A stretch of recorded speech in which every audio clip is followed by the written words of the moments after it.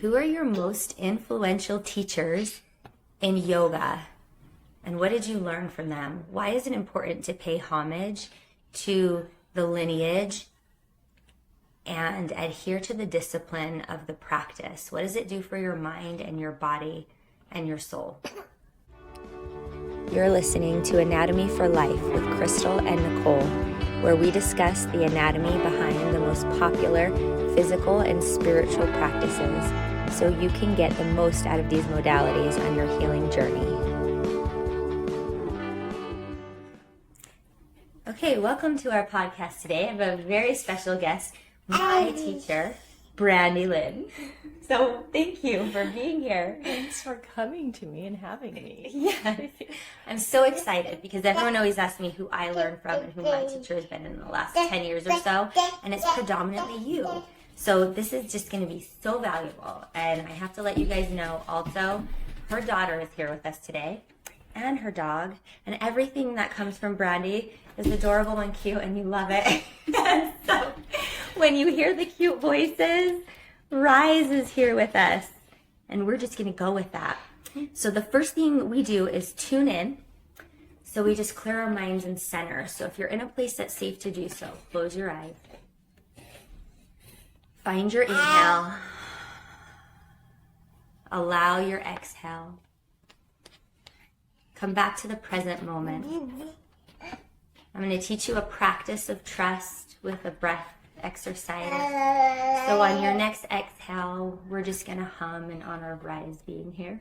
So inhale and exhale, hum. Go all the way to a complete exhale. Press every inch of air out. And then inhale.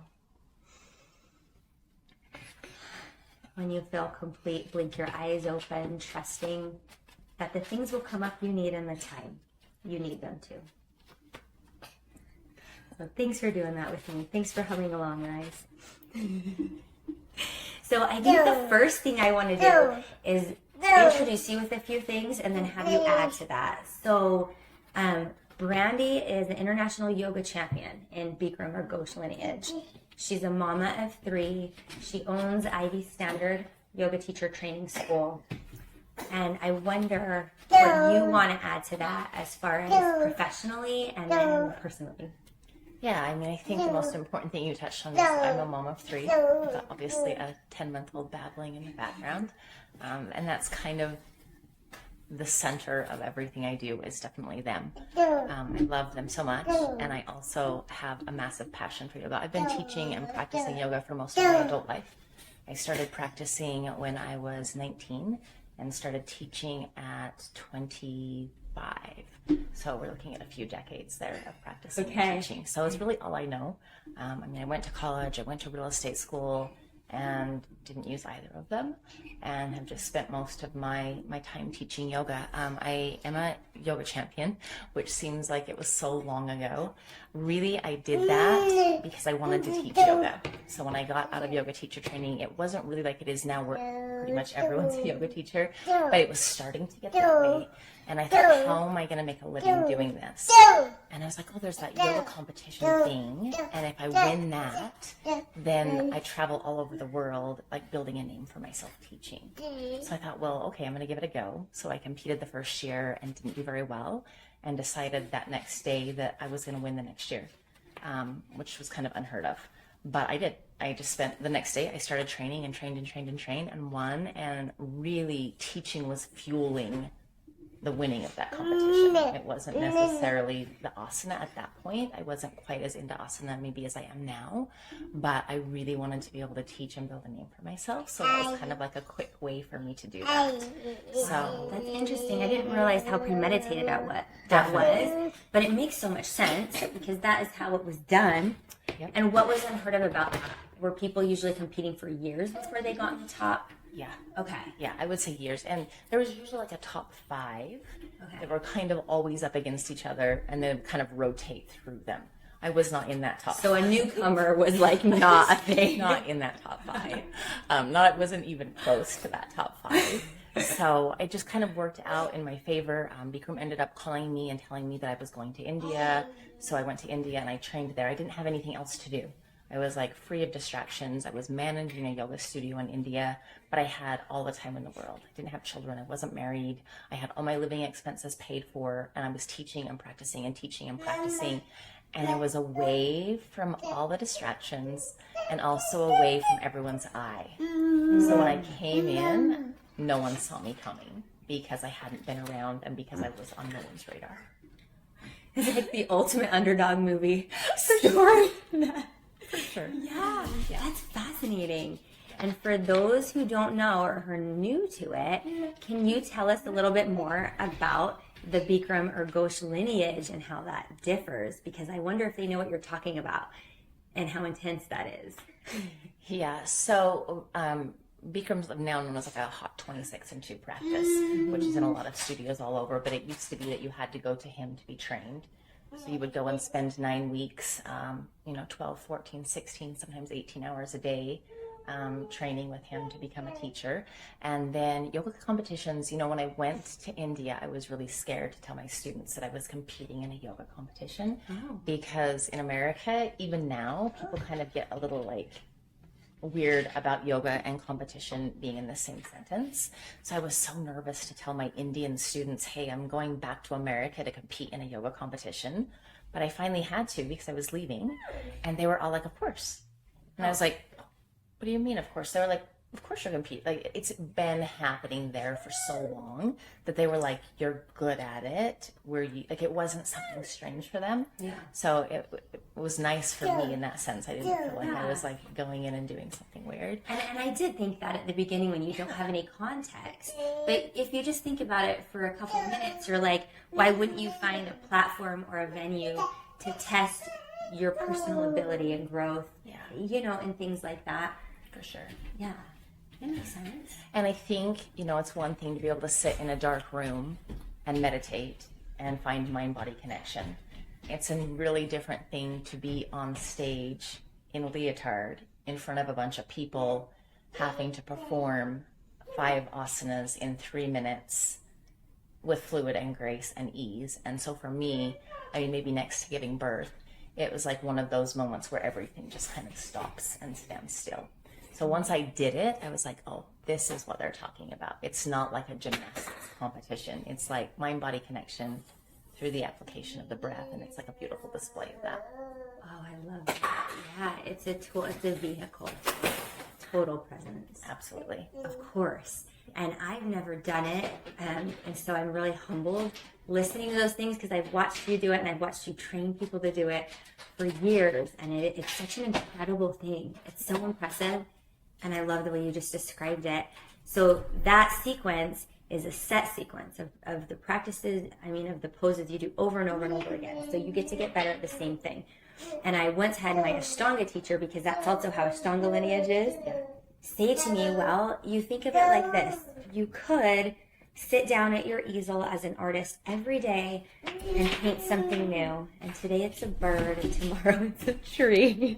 And there's some value to approaching those things, and there is some inherent presence in the creative process. But what if you came and you painted the same tree day after day after day? You would start learning a depth and a nuance to the art and to your character in the detail and the layers that you would add after the practice of months and years and decades. That just adds a depth to the personality and the learning and the discipline. And that's the thing they're teaching, right? They're teaching you to uncover these layers and learn the next thing. And I think that's the power in the discipline. Absolutely. And I think that's one of the things that I go to you to get, because my initial background is Ashtanga, and there's not a lot of that in the evolution of the yoga world these days. But I find it fascinating that you've maintained the importance, the discipline, and you've maintained the projection of that, right? Like, that is your teaching. For sure. And you don't forget that. I wonder if you want to talk about that a little bit. Yeah, I'm definitely a sucker for set series practices. I practice mainly like a Ghosh lineage, or Ashtanga is my main practice now. And I think it's like what you talked about. There's something about doing the same thing over and over that is that is magical, right? That gives you the space to really start to uncover these pieces and these blocks and these openings. And by doing the same thing and not having to think about, oh, can I level up? Do I level up? What comes next? When that's eliminated, it gives you the space just to breathe and to uncover what's there, right? Like right in front of you. This is where I'm at. This is what I'm doing. And I do it every day. And I think it also goes along with my teaching. I definitely feel like I'm a very discipline-focused teacher because I believe that freedom is found in discipline, right? I think until you are able to discipline yourself, then you start to understand what true freedom is. Because then you know where you can, break the edges and where you can break the rules. But until you have like that safe container of this disciplined lifestyle or this disciplined yoga practice, I think it's hard to start to find those pieces of freedom in there. Yeah, I like that. Is that something that's spilled over into your personal life? Like, where's the application? Where does it benefit you on and off the mat? I want to hear your ponderings. Yeah, I think that on the mat and off the mat eventually just become one and the same, right? Like, I feel like how you do one thing is how you do all things. So I think it's easier for me and for most people to sort of take the yoga practice and say, okay, I'm going to be disciplined in this yoga practice and it's going to lead into my life. So, a question I get from a lot of students all the time is, what should I eat? And I'm like, the beautiful thing about yoga is it will tell you, right? Like your yoga practice comes off your mat and like your body starts to know, like you go in and you're like, oh, I don't feel very good. What did I do yesterday? What did I eat yesterday? How did I sleep yesterday? Like, how's my personal life? And then on the days when you go in and have this great practice, it's the same. Like, oh, I was really hydrated. Like, oh, I ate this yesterday and it made me feel really good. And so you kind of start to learn how to take care of yourself. And I think it's really hard to love yourself until you know how to take care of yourself. So having a disciplined yoga practice sort of just naturally parlays into regular lifestyle too. Yeah, it's true. Because if you're taking that time every day for the inward gazing, whatever that looks like, whatever the context or labeling you give your practice that day, you've set aside that time. And like, once again, the discipline of even approaching it every day over time builds the foundation and the skills. And you're right, those things just reveal themselves. Yeah. Yeah. I love that. Because I'm pondering about all the things. One thing I wanted to share that was really cool about last practice with you was when you said when you had taught us to start noticing your patterns in the practice. And I loved that teaching. And I took that off the mat with me for the last 2 weeks, where it was, notice where you're repeating the same patterns. So if you're getting to standing head to knee, and then that's where you quit, or here is where you get angry, or every time we hit dancer, you don't stand up, you kneel down. Right? And then that starts becoming the pattern in your body. So I want you guys to, I'm not telling you what to do or what to think about it or how to do it, but I want you to notice every time you approach a time in the practice where you're doing the same thing, and then change that and see what that feels like in your body. So don't do that, or take the break somewhere else. And I was like, seems so simple. And yet, patterns are hardwired, aren't they? And yet, the bringing attention to the unconscious patterns in that way proliferated through every minute of my life for the next 2 weeks, where I was like, look how I approach my child and say this thing every time. Look how I get in my car and feel that emotion or anticipate that thing. It's okay. Honey. So where had that come up for you that led you to share that with us last week? It actually, very early on in my practice, I wasn't even a teacher yet, I would always leave at the same time to pee. Oh. Yeah. And I would go and I would pee. I wasn't faking it. I wasn't like making it up. I would really go. Yeah. But I had programmed my body to go to the bathroom at a certain point in class, every single class I took. And I didn't know any. And I finally had a teacher that was like, no. And I was like, what do you mean no? Like, I'm a grown up. And I can go to the bathroom. I can do what I want. And she's like, I'll make you do. Just wait 2 more postures.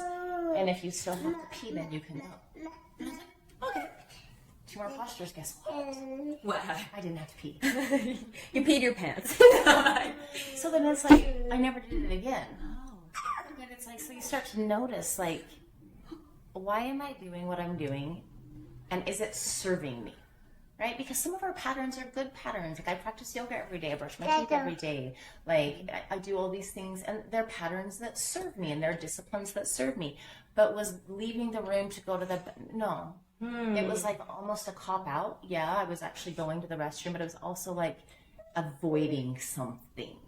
Right? Like, oh, I happened to pick a posture that I didn't really like, that happened to be the one I always had to lead on. So it's just like these little things that you start to notice, like, okay, am I doing that? And so you start observing it, right? And it's not a bad thing, and it's not a good thing. And I think that's what I want my students to start to understand is like, I'm not judging you.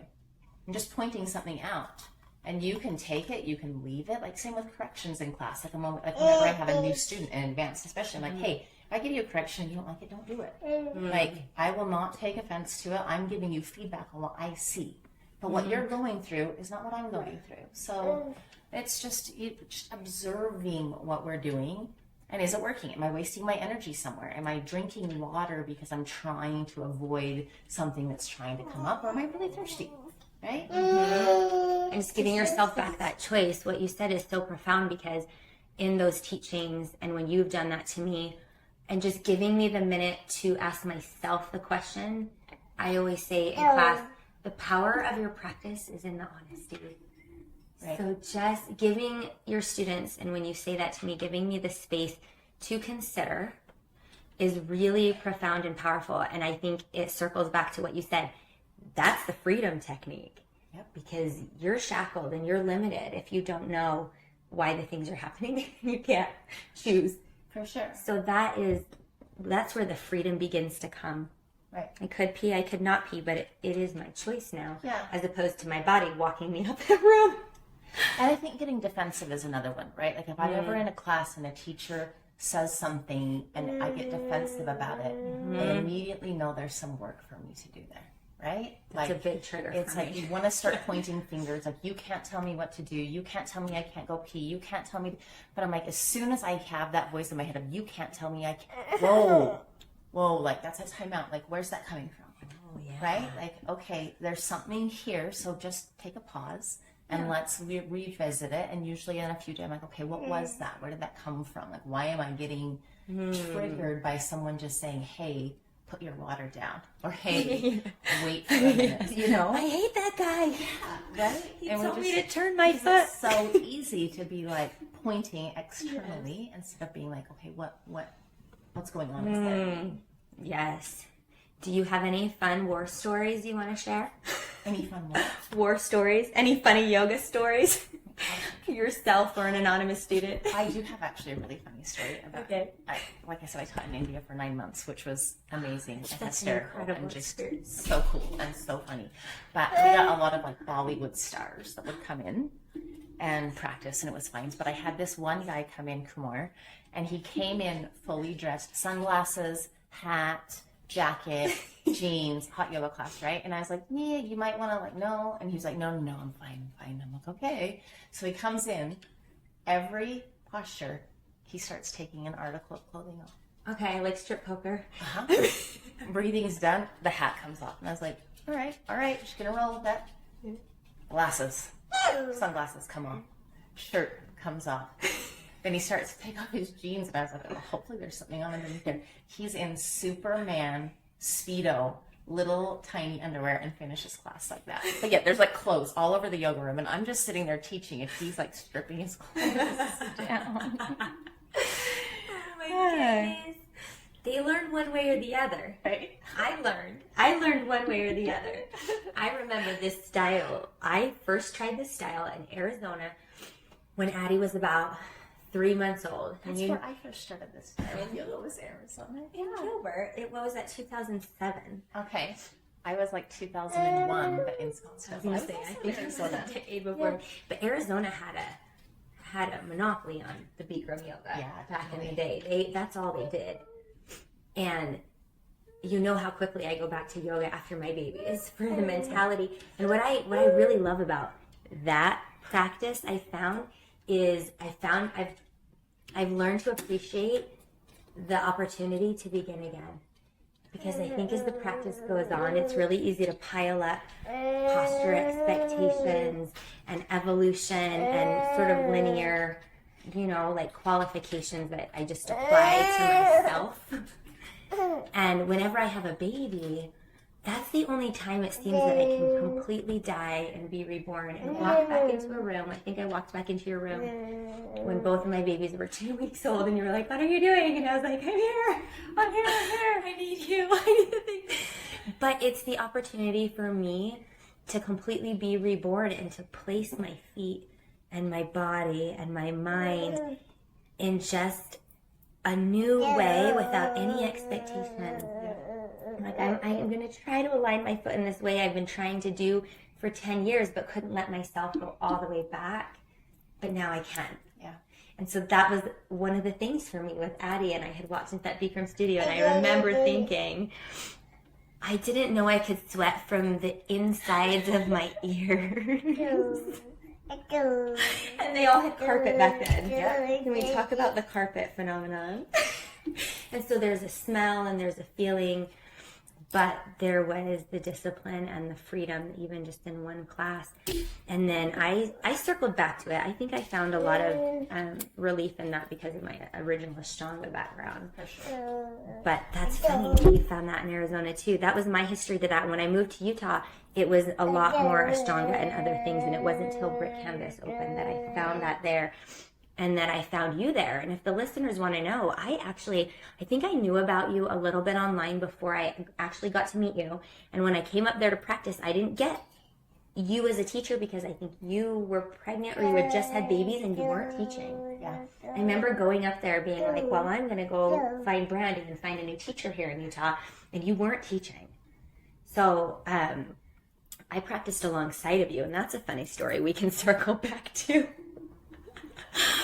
Which, because there were layers there, because it wasn't for nothing. I knew who you were and I had sought you out as a teacher, which happened exactly how it was supposed to happen. You weren't standing on the podium, but you ended up practicing next to me, and you ended up leaning over and teaching me because I was pregnant. And there was some fallout with that. But just so you know, that's what I had intended on for months. It just didn't happen in the way I thought it was going to happen, and probably didn't happen for you in a way you thought it was going to happen. And if the listeners want to know, you know, there was a little bit of reprimand after that for leaning over Teaching in class.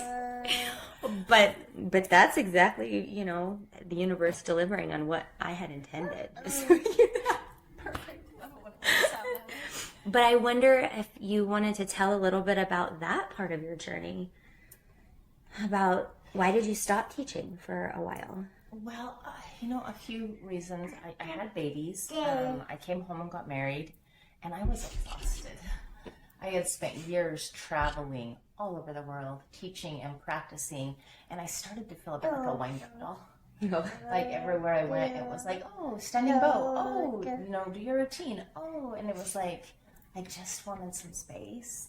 And then I had my babies, and I just wanted to be with them. You know, I wanted to be a mother my whole life, and I had waited because I wanted to do it the right way. I wanted to go and travel. I wanted to do all of these things for myself. So I just needed a time out. I needed a space where no one knew me, and that's why I started practicing Ashtanga also. Because when I did come back, then I was scared. I had taken all this time off, and I was like, oh, but I'm not who I used to be in that room. I can't do the things I used to be able to do. And that was hard on me. So I started practicing Ashtanga for that reason, and also because I needed a home practice because my boys were so little, and then I was a single mom. And so I started practicing Ashtanga and also loved it because it's a very disciplined, lineage-based, set series practice, you know?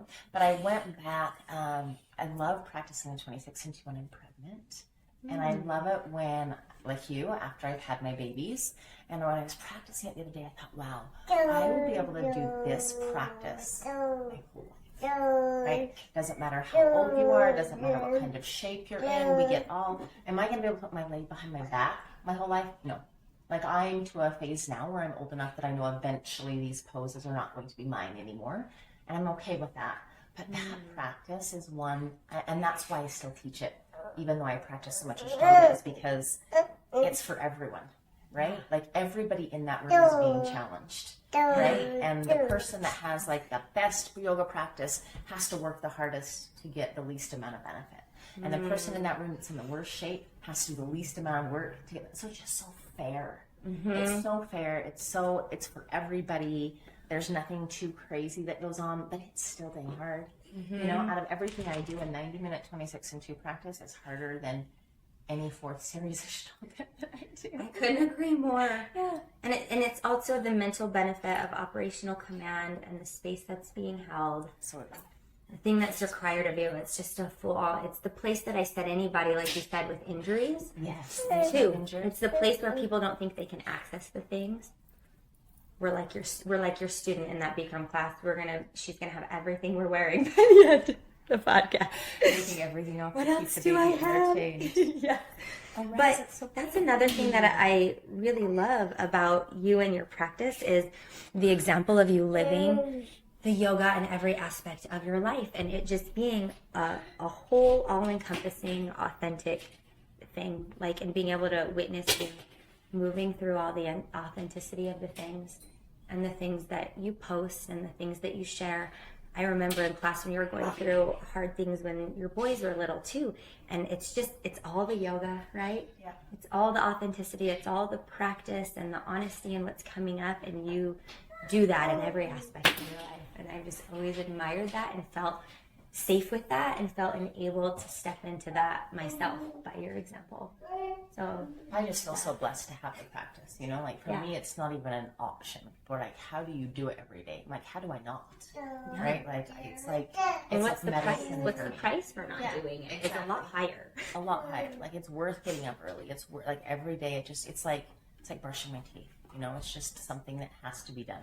Brush your teeth every day, practice yoga every day, and some days it's beautiful, like yesterday, and it's 90 minutes while the baby is asleep, and I'm like, oh, she didn't wake up one time. I got 90 minutes. It's amazing. Wow. And sometimes it's like today, you know, where it's like 10 minutes here, 10 minutes there, and hopefully it adds up to 90 minutes by the end of the day. While she's still so happy, there's something I would just really love for you to talk about, which I think is being lost as we move through, you know, the Aquarian age and the new evolution of yoga, which is also good, right? We should also be open to changing and appropriateness of the times, or we would be stuck still, and that's part of the practice.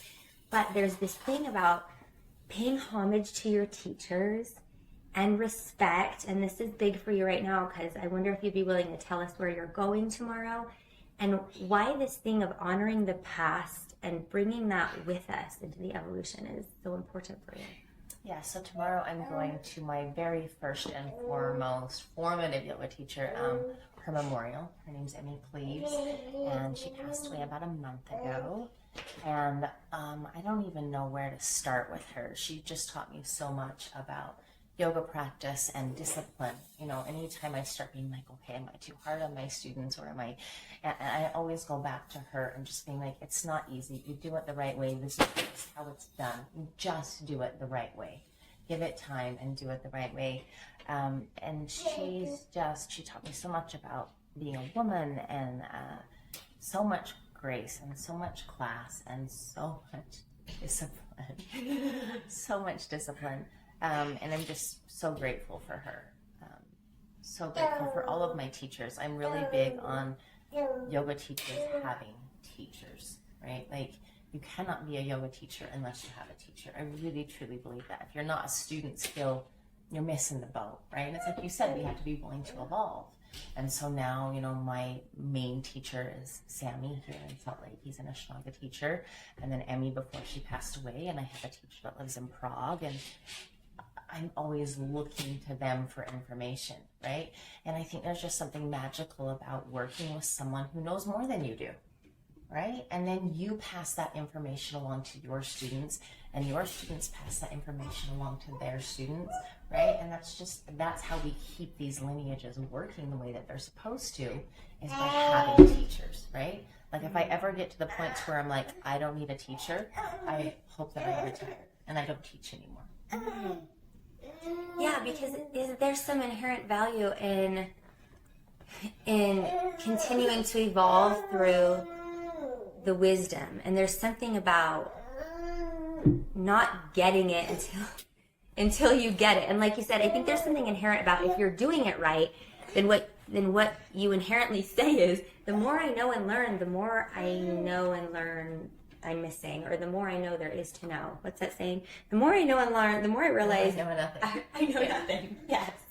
And so if you're doing it right, then you sort of always are forward looking. Until you die, someone's always doing something ahead of you. And maybe it's not the physical poses anymore. Maybe it's the other things. Maybe it is a physical pose, but there's some sort of neuroplasticity, humility, and humanity in knowing that there's an aspect that you could learn from somebody else, and knowing that there's another space to explore and move into. I think that's just the attitude. It's just about the attitude. And that's so brilliant that you do that. And it shows. It shows in the teaching, and it shows in the attitude. Is there space in all of the discipline and lineages? Is there space for compassion and creativity and self-assessment and awareness? You maybe touched on it a little bit before when you said, I give adjustments or suggestions based on what I see, but you know your body. Where is that learning? I want to be really honest about the fact that there's very few teachers in your lineage. It's one of the reasons why I like to learn from you, who can hold all of those pieces in the teaching. I think a lot of time that piece is not found in some of my Ashtanga teachers or Bikram teachers. And I don't know, is it supposed to be, or is that practice just supposed to be this part of it, and you're supposed to find the other on their own, or is it supposed to be there and maybe we're just missing it? Well, I think it depends. I think like for like a primary series Ashtanga class or a 26 and 2 Bikram class, there really isn't much do it your way modification kind of attitude. I think even when I teach it, and I think it's because it's a beginning level class, and it's because it's safe, right? We know in that 26 and 2 class, it's a therapeutic class, and we know that it's a very safe class. Where the 108 is not so safe. Yes. So am I going to take someone who's been practicing for 10 years and make them do something that could potentially hurt them in body or spirit? No way, right? So I feel like it depends on the class that you're teaching. 26 and 2 class, I think too, goes back to that, like having the discipline first, right? So you take this 26 and 2 class, you learn the discipline, you have to do it. We don't give you options. Don't maybe do this. Don't maybe try. It's do it this way and do it now. It's Don't leave the room. Don't leave the room. Don't bend your knee. And it's because there's a discipline that has to be in place. But by the time I get someone in an intermediate or an advanced level class, I'm hoping they already have that discipline, right? So I don't have to, and I prefer to teach a more intermediate or advanced student for that reason, because then I can work on things that they don't even know I'm working on. Right, then I can work on, they think they're working on lotus. I'm working on what's stuck in your hips, right? Why are you blaming your knees for your hips problems? And what is going on, and how can I help you with that without doing talk therapy, right? How can I release the emotion that's stuck in your hips that's preventing you? I can teach you how to get into lotus. And whatever your experiences or your journey and getting into that pose is, that's theirs. But how can I help that person get there? Right? So that's kind of my goal, especially in like the 108 or integrated, is like, how can I hold space for the most transformation? Not the most therapy, because we're taking care of that in a 26 and 2, but how can I hold space so that everybody feels safe enough to have their own journey on their mat with me kind of trying to weave in and out, if that makes sense. It makes so much sense. It's so profound. Thank you. Yeah. That's why everyone needs to go to your class. Well, it's one of the reasons I like the 108, because we get to do some of these crazy advanced poses that everybody wants to try, where when I walk into an Ashtanga room, that's not the case. You get the poses the teacher gives you, which I happen to love, because I'm a very disciplined, like type A, tell me the right way to do it, and I'm going to do what you tell me to do. But I like the 108 because we get to try. We get to try some things that none of us can do. Yeah, and even if you can't do the previous pose. You gotta like still move on, because sometimes the keys to the poses that are like the gatekeepers are found later in practice. Like even in my Ashtanga practice, I'm like, why didn't they give me this? Because it's unlocking all of these other doors, right? And when the 108, we kind of get a chance to do that, and we get to finally put together all of the pieces. Yeah, I love that. I don't know there's nothing really to add. It was just so beautifully said. And you don't have to babysit the people. And once the foundation is built, and that's a principle on and off the mat, right? Yep. You're in elementary school, you're in junior high, you're learning how to put in the hours, apply yourself. Then you get to college and you can pick your passions because you know how to build the foundations that are going to make you successful and keep you showing up. And then you get some of that freedom again at another level. You know you're going to show up. So it's just a good principle, and I like that you explained it that way because I don't think I've ever made that connection. Yeah. And like, where is especially if you've been doing it for a lot of years, you forget, and you always just want to be relatable, and you always want to come back and remember, what is this person going through, so I can hold the space for them. And throughout the practice, once you've been practicing for a long time, because you've done that yourself, that's why you can pick up on those things for other people, because you've had the hip issue and you've worked through it and you know what it really is. That's why you're able to do that. So there's something to be said for always having a teacher more experienced than you. Definitely. Because you're never going to evolve into that if someone hasn't personally done it and is modeling the way for you. And well, you need someone to hold space for you too, right? Like it's kind of like that. You have to fill your own cup first. You have to put your oxygen mask on first. It's kind of the same way with teaching yoga. Like, you have to have someone that's holding space for you so that you can then go hold space for everyone else. But if you just think, like, I'm only teaching and I don't have a teacher, then who's doing it for you? Yeah, right? Who's filling your cup, but also who's calling you out on your bullshit. Exactly. Like, you're doing this thing for 20 years until someone's like, do you have to pee? Well, it's like in Ashtanga. I remember the first time, I didn't know the rules in Ashtanga. So I just went in with our friend Shrees. What was that like? Wow, I can't imagine Brandy Lynn walking into a room and not knowing. You go into Ashtanga and you're just like, she didn't really tell me either. So she had like a cheat sheet, which is outlawed in a lot of places, but it's fine here. Okay. And so she's like following along and she's doing, and I just followed her and did all primary series. I didn't know that you like go in and talk to your teacher and they give you one pose at a time. So I'm just like cruising through it. And then I started realizing, oh, okay, I wasn't supposed to do it that way. But it was fine because I could do all of it. Yeah. And then they started like slowly moving me through second series, like months later. I don't even think my teacher said a word to me for like 6 months. I was like, does he not like me? Why is he like yelling at me? Like, because becomes like very like so strict. And so then I get to this pose in Ashtanga and I couldn't do it. And he was like, okay, and he just like walked away. And I was like, well, but I can do the next one. Like, because I'd already peeked ahead. I was like, well, but I can do like the next 6. And he was like, but you can't do this one. And I was like, huh? And he's like, but you can't do this one. So I spent, 3 months learning how to put my leg behind my head. But guess what? Now I can teach other people how to put their leg behind their head. And he made me do the work myself. There was no secret. There was no shortcut. It was just figured out. And I'm so grateful to that practice in particular for that. Figure it out. Well, yeah, because how many people don't learn even the life skill of resilience as a child? The life skill you're talking about there. I feel like a lot of people may approach that and be there for 7 or 17 or 70 years. Yeah. Or they quit. Right? And that's the other option is like, oh, you can't do it, so I quit. I'm going to go do something else. And I was like, no, I'm going to get this. Right? And I love that accountability aspect of a set series practice, and of a lineage-based practice because it comes from something greater than us. Mm-hmm. That's beautiful. And that's why I do think it's important to follow the lineages back and uncover why. Why was this potent and powerful, and what was the purpose? So that as it is maybe evolving and changing, and you've done this with the 108, you've evolved and changed it, but why it's so powerful is because you know why it was created. You've been through those processes yourself. And so there's nothing you would do there that would derail the course from its main purpose. And I think that is something that's really important, I think, for new yoga teachers to understand, and even for me, like for all of us really to keep remembering is if you just keep referring back, then you've got a blueprint, and then it gives you freedom once again to be like, I'm still aiming at the same thing, and there is room for that as you progress, and it should be.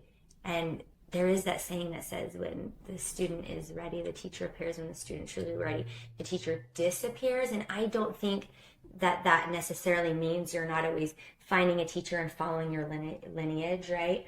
I think what it means is it's that part of the freedom where you can now look internally and pass everything through your body. Yes. And your intuition, now you can still participate with your teacher with this co-creative personal feedback, and then you have now become co-creative with the teacher. It doesn't mean they disappear and you do whatever the heck you want for the rest of your life. For sure. Yeah. Yeah. And I love that word, co-creative. Yeah. And I think sometimes people mistakenly think that being in a set series practice can't be creative. Right? But again, it's like there is so much freedom and even creativity found in that discipline. But that's got to be there first. Like that foundation has just got to be there first. I love that. And since we ended on this topic, your teachers are coming into town in 2 weeks. Will you tell us about your yoga camp and the things you're up to, and then I'll plug all the ways people can follow you and come to you and the things. Yes, definitely. So I run a yoga camp here out of Utah every year, and I always fly teachers in for it. My main purpose in yoga camp is creating community. When I started practicing yoga, the Bikram world was huge. We all got together a few times a year. I mean, hundreds of us would go together twice a year. Everybody would meet up from all over the world, and I miss it.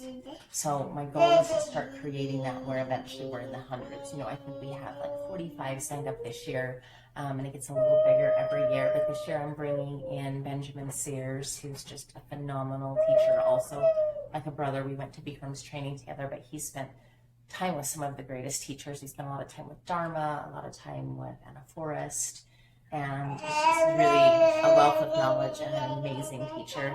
And then also Cynthia Ware is joining us this year, and she was a previous yoga champion and has been teaching.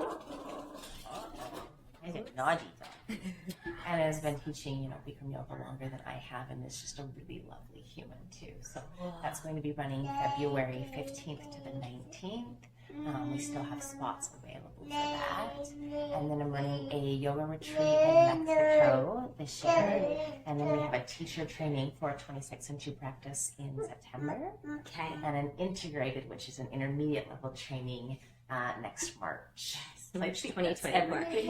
Yes, and I'm going to put all that in the show notes and link all her things so you can find them and how to follow her. But those are just exciting. Those retreats, I feel like, are that sense of community where people continue to return. Absolutely. That was the first yoga retreat I ever did for myself. Postpartum was your retreat, and it was just, I couldn't recommend it more.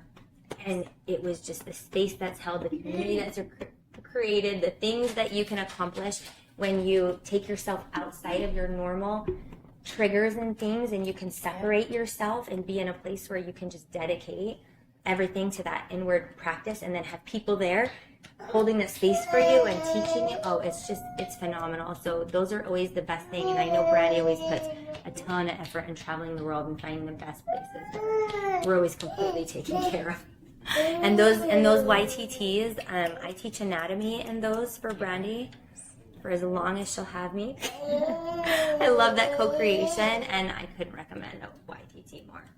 They're brilliant. So thank you for that. Thank you for this conversation. Yeah, thanks for having me. Dealing with my crazy house today, my teething baby. And a little peek into your personal life. It just makes us more personal. For sure. We have the freedom of creation. We're just doing the things, and it doesn't have to look like anything other than it is. I love you. Thank you. Thank you for being my teacher. You did it, Risey. You did it.